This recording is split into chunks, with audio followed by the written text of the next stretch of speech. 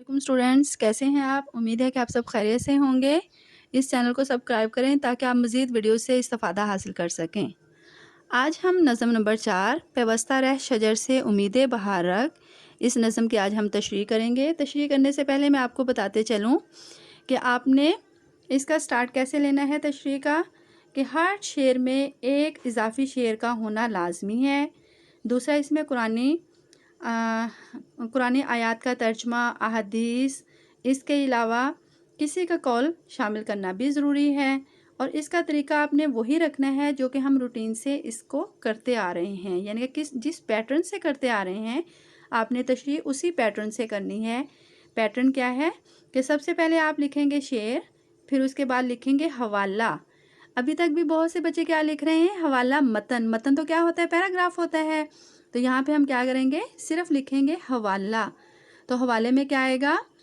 नज़म का नाम, या नज़म का नाम नहीं बल्कि नज़म का उन्वान और साथ में शायर का नाम। फिर उसके बाद क्या लिखेंगे हम? इस नज़म का मफ़हूम लिखेंगे जो हम पहले पढ़ चुके हैं। उनमें से हर शेर का मफ़हूम हर शेर के साथ लिखेंगे। ओके, फिर उसके बाद हम इसकी तशरीह स्टार्ट करेंगे। ये था हमारा इसका लिखने का पैटर्न। तो अब हम क्या करते हैं? इसकी तशरीह स्टार्ट करते हैं। तशरीह स्टार्ट करने के लिए भी आपने क्या करना है? सबसे पहले शायर का मुख्तसर तारुफ़ लिखना है, फिर उसके बाद आपने अपनी तशरीह स्टार्ट करनी है। हाँ जी, हम तशरीह स्टार्ट करते हैं। शेर नंबर 1 है, मुफ़क्किर इस्लाम डॉक्टर अल्लामा मोहम्मद इकबाल एक ख़ुद शनास और दरवेश सिफ़त इंसान थे। आपकी शायरी महफ़ मरकज़ बदहाल कौम को ज़वाल की गहराइयों से निकाल कर तरक्की के मनाज़िल तय करने से इबारत है। हकीमुल उम्मत ने अपनी इखलाकी शायरी से उम्मत मुसलमा को ख्वाब गफलत से बेदार किया। उम्मत मुसलमा के आप नफ्स शनास शायर थे। शायर इस शेर में बयान करते हैं कि दुनिया के दस्तूर के मुताबिक जो शाख ख़ज़ां के मौसम में दरख्त से काट दी जाए या दरख्त से अलग हो जाए तो इसका ताल्लुक़ इसके साथ बाकी नहीं रहता। वो शाख कभी हरी नहीं हो सकती, चाहे इस पर मौसम बहार में कितनी ही बारिशें क्यों ना बरस जाएं, क्योंकि बारिश से फ़ायदा उठाने के लिए शाख का दरख्त के साथ जुड़े होना ज़रूरी है। शायर हकीकत में ये समझाना चाहते हैं कि मुसलमान भी अल्लाह की रहमत से सिर्फ़ इस वक्त ही फ़ायदा उठा सकते हैं जब तक वो उम्मत मुसलमा के साथ मुंसलिक हैं, यानी कि उनके साथ जुड़े हुए हैं। क्योंकि नबी अकरम सल्लल्लाहु अलैहि वसल्लम ने फरमाया है, तमाम मुसलमान एक जिस्म के मानिंद हैं। अगर एक उज़ू में दर्द हो तो पूरा जिस्म इस दर्द को महसूस करता है। दरअसल कायनात में हर चीज़ का वजूद उस वक्त तक बरकरार है जब तक इसके अज्सा आपस में मुनज़्ज़म हैं, यानी कि आपस में जुड़े हुए हैं। इस तरह कौमों की तरक्की का राज इत्तफाक में पोशीदा है। जिस कौम के अफराद आपस में इंतशार का शिकार हों वो ज़माने में कभी तरक्की नहीं कर सकते। बकौले शायर, एक हो मुस्लिम हरम की पासबानी के लिए नील के साहिल से लेकर ताब खाके काशगर। शायर मज़ीद इस शेर की वजाहत एक खुफिया मगर अहम पैगाम देकर कर रहे हैं कि हमें उम्मत मुसलमा के साथ अपने ताल्लुकात मजबूत से मजबूत बनाना होंगे और तमाम आलम इस्लाम को नाकाबिल तस्खीर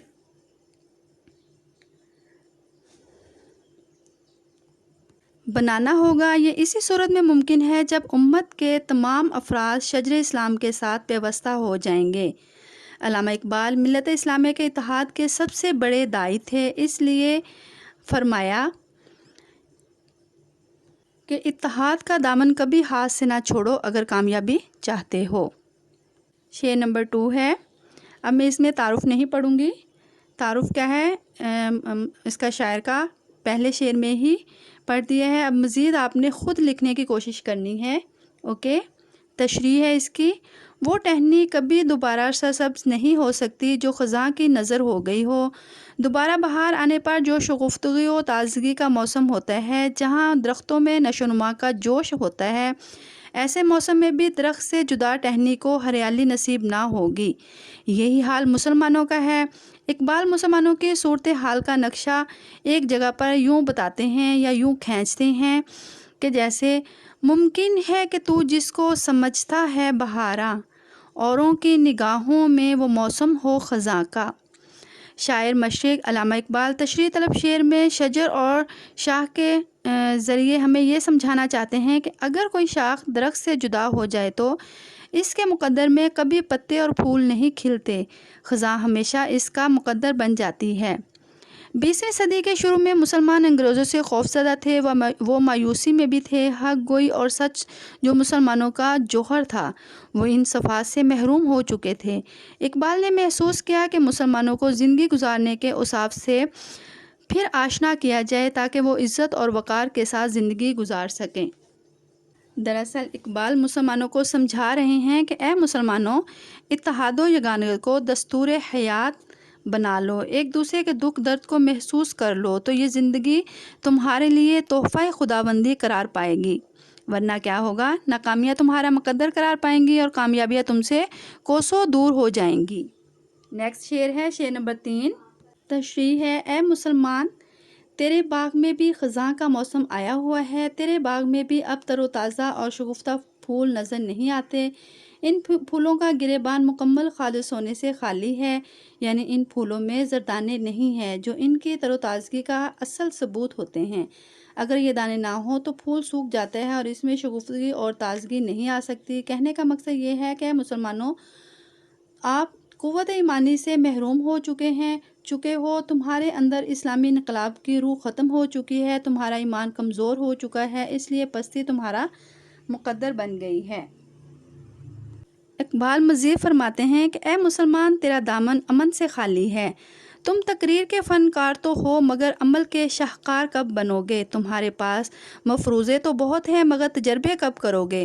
گفتار کے غازی بننا تمہارا پسندیدہ مشغلہ تو ہے مگر کردار کی چکی میں کب پسو گے؟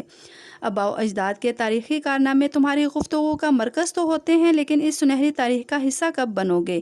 کیونکہ فکر کسی وقت بھی مٹ سکتی ہے مگر عمل تاریخ کے اوراق پر ثبت ہو جاتا ہے۔ علامہ اقبال اپنے شاندار ماضی کو پھر سے پا لینے کے خواہش مند ہیں جن میں خلفائے راشدین کے دور کی پوری رونق نظر آئے۔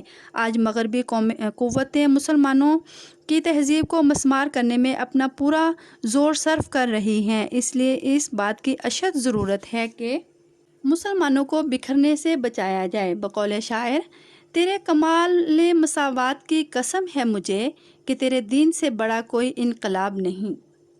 مزید کہتے ہیں کہ مسلمانوں، جب تمہارا دل ایمان کی دولت سے خالی ہو جاتا ہے تو تمہارے چہرے کی رونق کیا ہے؟ چلی جاتی ہے۔ اس لیے آپ لوگوں کو کیا چاہیے؟ ارشاد خداوندی ہے کہ تم سب مل کر اللہ کی رسی کو مضبوطی سے تھامے رکھو اور آپس میں تفرقہ نہ کرو، یعنی کہ قرآن پاک بھی کس چیز کا درس دے رہا ہے؟ اتحاد و یگانت کا درس دیتا ہے۔ اس لیے کیا ہے؟ سب کو متحد رہنا ضروری ہے اگر انہوں نے آگے بڑھنا ہے تو۔ شعر نمبر 4 میں شاعر بیان کرتے ہیں کہ جب باغ میں موسم بہار ہوتا ہے تو شاخیں سرسبز و شاداب ہوتی ہے، پھولوں اور پھلوں سے لدی ہوئی ہوتی ہیں، پرندے چہچہا رہے ہوتے ہیں اور اللہ تعالیٰ کی حمد و ثنا کے نغمے گا رہے ہوتے ہیں، اور ساتھ میں مخلوق کو بھی یہ پیغام دیتے ہیں کہ اے غافلو اٹھ جاؤ، اذانوں سے فضائیں گونج رہی ہیں اور تم بھی مساجد کا رخ کرو اور نماز ادا کرو، اللہ تعالیٰ کی عبادت کرو۔ اقبال فرماتے ہیں کہ ایک زمانہ تھا کہ جب مسلمان علم کی دنیا کا مرکز ہوا کرتا تھا، دنیا بھر سے علم کے پیاس بجھانے کے لیے مسلمانوں کے تعلیمی اداروں کا رخ کرتے تھے اور ان اداروں میں علم کی تقسیم ہوا کرتی تھی، لیکن جب سے مسلمان علم سے روگرداں ہوئے ہیں، ان کا چمن ویران ہو گیا ہے، ان کا لہلہاتا باغ اجڑ گیا ہے۔ ان اداروں میں لوگ علم کے حصول کے لیے اور نغمہ خوانی کے لیے نہیں آتے۔ ایک اور جگہ پر فرماتے ہیں کہ گنوا دی ہم نے جو اسلاف سے میراث پائی تھی، ثریا سے زمیں پر آسمان نے ہم کو دے مارا۔ اقبال ہمیں یہ کہہ رہے ہیں کہ اگر تم وہی پرانی بہاریں واپس لانا چاہتے ہو تو پھر اپنے آپ کو شجرے علم سے پیوستہ کر لو، تمہاری ہی گم شدہ میراث ہے اور میراث کی حفاظت کرنا ہمارا دینی اور اخلاقی فرض ہے۔ تو آؤ پھر سنبھلنے کا عہد کریں اور باہمی اور باعمل مسلمان بن جائیں۔ علامہ اقبال کے نزدیک دین اسلام تمام مذاہب پر فوقیت رکھتا ہے جو انسان کی فلاح اور کامیابی کا ضامن ہے۔ نیکسٹ ہے شعر نمبر 5، اس میں شاعر بیان کرتے ہیں کہ ملت اسلامیہ کی شان اور عزت اس میں ہے کہ ان کی اجتماعی شکل باقی رہے۔ اگر اتحاد و اتفاق برقرار نہ رہا تو تنہائی اور ذلت ان کا مقدر ٹھہرے گا۔ پھر اس رسوائی کی وجہ بھی خود فرماتے ہیں، وہ زمانے میں معزز تھے مسلمان ہو کر، اور تم خوار ہوئے تارک قرآن ہو کر۔ شاعر مشرق مسلمانوں کو نصیحت کر رہے ہیں کہ اے مسلمانوں، تمہاری کٹی ہوئی شاخ سے سبق حاصل کرنا چاہیے، یعنی کہ تمہیں کٹی ہوئی شاخ سے، ٹوٹی ہوئی شاخ سے سبق حاصل کرنا چاہیے، کیونکہ جو شاخ درخت سے کٹ جائے وہ کبھی ہری نہیں ہو سکتی۔ اے امت مسلمہ، تو نے اس اصول کو بھلا دیا اور تو کائنات کے لسانی قاعدہ سے بالکل ناآشنا ہے، یعنی کہ جو یہ زمانے کے جو اصول ہے تو اس سے بالکل ناواقف ہے کہ جب کوئی چیز اپنی اصل سے جدا ہو جاتی ہے تو احساس کے تمام رشتے اس سے کٹ جاتے ہیں۔ جیسے ہمارا پورا جسم آپس میں مربوط ہے، اگر ایک انگلی بھی کٹ جائے تو کیا ہے، جسم تو یعنی کہ ہر درد محسوس کرے گا، لیکن وہ کٹی ہوئی انگلی تمام احساسات سے محروم ہو جائے گی۔ علامہ اقبال ناصحانہ انداز میں، یعنی کہ نصیحت والے انداز میں سمجھا رہے ہیں کہ اے مسلمانوں، دین اسلام کو ہمیں شجر اسلام اور مختلف ممالک کو اس کی شاخ سمجھنا چاہیے۔ اگر کوئی مسلمان ملک اپنے اس شجر سے جدا ہوگا تو اس کی حیثیت بھی اس شاخ جیسی ہوگی جو اکیلی اور تنہا ہو جاتی ہے۔ نیکسٹ ہے شعر نمبر 6، اس کی تشریح ہے۔ شاعر مشرق علامہ اقبال تشریح طلب شعر میں امید بہار کا حوصلہ افزا پیغام دے رہے ہیں کہ امت مسلمہ کے جوانوں، ملت اسلامیہ کے ساتھ اپنے تعلقات کو مضبوط کرو، آپس میں انتشار سے بچو اور اتفاق کو خوب بڑھاؤ۔ تمہارے آپس کے تعلقات مستحکم ہونے چاہیے۔ اے مسلمانوں، شجر اسلام کے ساتھ پیوستہ رہو اور دلوں کو امید بہار سے پر رکھو۔ نا امیدی اور مایوسی کو اپنے قریب نہ آنے دو، پھر اس کا نتیجہ یہ ہوگا کہ اسلام کا یہ تناور درخت پھلوں سے لد جائے گا۔ ان پھلوں کے اندر موجود بیجوں سے نئے پودے اگیں گے اور یہ باغ کی صورت اختیار کر جائیں گے۔ پھر چمن عالم میں صرف دین اسلام ہی رہ جائے گا۔ امن کا خواب پایا تکمیل کو پہنچے گا۔ ایسی باکمال بہار کا آغاز ہوگا کہ جس کے بعد خزاں خواب بن جائے گی، لیکن اس کے لیے ہمیں ملت اسلامیہ کے ساتھ جڑنا ہوگا۔ اس کے بعد ہمارا ہر خواب حقیقت بن جائے گا، ہماری کوئی خواہش ادھوری نہ رہے گی۔ ضرورت اس بات کی ہے کہ مسلمان خود کو اللہ اور اس کے پیارے نبی صلی اللہ علیہ وسلم کے احکام کے مطابق ڈھال لیں اور آپس میں اتحاد و اتفاق کے ساتھ رہنے کی کوشش کریں۔ یہی درس اللہ اور اس کے رسول کا ہے۔ فرماتے ہیں، تم اس بڑھیا کی طرح نہ ہو جانا جو اپنے سود کو کاٹنے کے بعد ریزہ ریزہ کر کے بکھیر دیتی ہے۔ اقبال کہتے ہیں کہ محمد سے وفا تو نے تو ہم تیرے ہیں، یہ جہاں چیز ہے کیا لوح و قلم تیرے ہیں۔ اقبال بالخصوص نوجوانوں سے کہتے ہیں کہ ہر فرد کو اپنی ملت کے ساتھ تعلق استوار رکھنے چاہیے اور مسلمانوں کی جماعت صرف اسلامی اقدار کو اختیار کرنے سے پائیدار اور مضبوط ہو سکتی ہے۔ مزید فرماتے ہیں، اپنی ملت پر قیاس اقوام مغرب سے نہ کر، خاص ہے ترکیب میں قوم رسول ہاشمی۔ الغرض بار بار متحد رہنے کا درس دیا جا رہا ہے۔ نظم کی تشریح ہماری مکمل ہوئی۔ اب ہم اسی میں سے نظم میں سے ایک شعر کی تشریح کرتے ہیں، یعنی کہ سیمپل کے طور پر آپ لوگوں کو دکھا رہی ہوں۔ آپ نے اسی پیٹرن کو فالو کرتے ہوئے اپنی تشریح کمپلیٹ کرنی ہے۔ اوکے، شعر نمبر 1 ہم لیتے ہیں۔ شعر نمبر ایسے ہی آپ لکھیں گے مارکر کے ساتھ۔ شعر نمبر 1 اس کو انڈر لائن کریں گے، پھر آپ شعر لکھیں گے، ڈالی گئی جو فصل خزاں میں شجر سے ٹوٹ، ممکن نہیں ہری ہو صحاب بہار سے۔ پھر آپ لکھیں گے حوالہ بھی انڈر لائن کریں گے، مارکر سے لکھیں گے، اور پھر اس کے بعد لکھیں گے نظم کا عنوان، یہ بھی مارکر سے، اور پھر آگے لکھیں گے پین سے پیوستہ رہ شجر سے امید بہار رکھ۔ پھر اس کے بعد لکھیں گے شاعر کا نام، یہ مارکر سے، پھر لکھیں گے پین سے علامہ محمد اقبال۔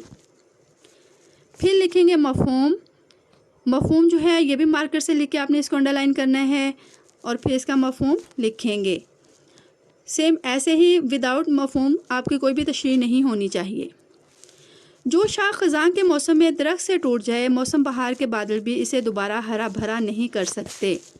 پھر آپ تشریح لکھیں گے لفظ، اس کو بھی انڈر لائن کریں گے، اور اس کے بعد آپ پھر کیا ہے، ایک اور بات یہاں پہ بتاتے چلوں، آپ نے شاعر کا مختصر تعارف ضرور لکھنا ہے، اور تعارف لکھتے ہوئے اس بات کا خیال رکھنا ہے کہ تعارف کا لفظی لحاظ سے اور پیراگراف کے لحاظ سے اس کا آپس میں ربط ہونا ضروری ہے۔ اوکے، اب دیکھتے ہیں اس کی تشریح۔ مفکر اسلام علامہ محمد اقبال ایک خود شناس اور درویش صفت انسان تھے۔ آپ کی شاعری کا محور و مرکز بدحال قوم کو زوال کی گہرائیوں سے نکال کر ترقی کی منازل طے کرنے سے عبارت ہے۔ حکیم الامت نے اپنی اخلاقی شاعری سے امت مسلمہ کو خواب غفلت سے بیدار کیا۔ امت مسلمہ کے آپ نفس شناس شاعر تھے۔ شاعر اس شعر میں بیان کرتے ہیں، اب دیکھیں یہاں پہ ہمارا کیا ہے، تعارف ختم ہوتا ہے، اور یہاں سے ہم اپنی کیا لے رہے ہیں، اس کی تشریح شعر کی لے رہے ہیں۔ اور دیکھیں ہم نے اس کو سیکنڈ لائن سے سٹارٹ نہیں کیا، یعنی کہ نیکسٹ لائن سے سٹارٹ نہیں کیا، ہم اس کے ساتھ سے سٹارٹ کر رہے ہیں، تو آپ نے بھی ایسے ہی اس کو ساتھ سے ہی سٹارٹ کرنا ہے۔ شاعر اس شعر میں بیان کرتے ہیں کہ جو شاخ خزاں کے موسم میں درخت سے کاٹ دی جائے یا درخت سے الگ ہو جائے تو اس کا تعلق اس سے باقی نہیں رہتا۔ وہ شاخ کبھی ہری نہیں ہو سکتی، چاہے اس پر موسم بہار کی کتنی ہی بارشیں ہی کیوں نہ ہو جائیں، کتنی ہی بارشیں کیوں نہ برس جائیں، کیونکہ بارش سے فائدہ اٹھانے کے لیے شاخ کا درخت کے ساتھ جڑے رہنا ضروری ہے۔ نیکسٹ پیراگراف آپ سٹارٹ کریں گے، لکھیں گے، شاعر حقیقت میں یہ سمجھانا چاہتے ہیں کہ مسلمان بھی اللہ کی رحمت سے صرف اس وقت ہی فائدہ اٹھا سکتے ہیں جب تک وہ امت مسلمہ کے ساتھ منسلک ہیں، یعنی کہ ان کے ساتھ جڑے ہوئے ہیں۔ جب تک ان کے ساتھ جڑے ہوئے ہیں تب ہی وہ کیا ہے، فائدہ اٹھا سکتے ہیں، کیونکہ آپ کا فرمان ہے، یعنی کہ آپ صلی اللہ علیہ وسلم کا فرمان ہے، تمام مسلمان ایک جسم کی مانند ہے، اگر ایک عضو میں درد ہو تو پورا جسم اس درد کو محسوس کرتا ہے۔ اب یہاں پہ رموز و قاف کا بھی آپ نے خاص خیال رکھنا ہے، یعنی کہ شروع میں کیا ہے، شروع ووین اور ختم ووین اس میں ضرور لگانی ہے۔ پھر نیکسٹ پیراگراف سٹارٹ کریں گے، دراصل کائنات میں ہر چیز کا وجود اس وقت تک برقرار ہے جب تک اس کے اجزاء آپس میں منظم ہے، یعنی کہ اس کے تمام حصے آپس میں جڑے ہوئے ہیں۔ اسی طرح قوم کی ترقی کا راز اتحاد و اتفاق میں پوشیدہ ہے۔ انتشار کا شکار ہونے والی قومیں ترقی نہیں کر سکتی۔ بقول شاعر، ایک ہو مسلم حرم کی پاسبانی کے لیے، نیل کے ساحل سے لے کر تاب خاک کے کاشغر۔ شاعر مزید ایک خفیہ مگر اہم پیغام دے رہے ہیں کہ ہمیں امت مسلمہ کے ساتھ ساتھ تعلقات کیا ہے، امت مسلمہ کے ساتھ ہمیں اپنے تعلقات مضبوط سے مضبوط تر بنانا ہوں گے، اور تمام عالم اسلام کو قابل تسخیر بنانا ہوگا۔ یہ اسی صورت میں ممکن ہے جب ہم متحد ہو جائیں۔ جی یہ تھی ہمارے سیمپل کے طور پر ایک شعر کی تشریح۔ اب آپ نے کیا کرنا ہے، کوشش کرنی ہے کہ اس شعر کی تشریح کو بھی آپ نے اپنی نوٹس پر رائٹ ڈاؤن کرنا ہے، اور اس کے بعد آپ نے شعر نمبر 5 کی تشریح اپنی نوٹس پر کرنی ہے اسی نظم کی۔ اوکے، بیسٹ آف لک، اللہ حافظ۔